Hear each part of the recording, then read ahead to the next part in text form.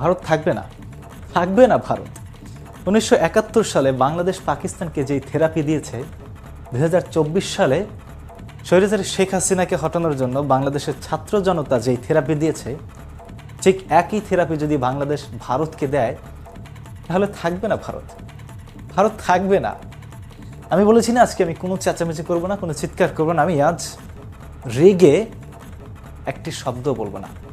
আমি আজ অভিমান করেছি কারণ আমি শোকাহত। আমি শোকাহত কারণ ভারত থাকবে না। আমি আপনাদেরকে আজকে প্রমাণ সহকারে দেখিয়ে দেব যে আসলেই ভারত থাকবে না। আপনারা স্ক্রিনে এখন যে ছবিটি দেখছেন, সর্বকালের সবচেয়ে কম মূল্যে ভারতীয় রুপি। এটা ভারতের প্রথম বিপর্যয়। ভারতের বিপর্যয় অলরেডি শুরু হয়ে গেছে, কারণ ভারত থাকবে না।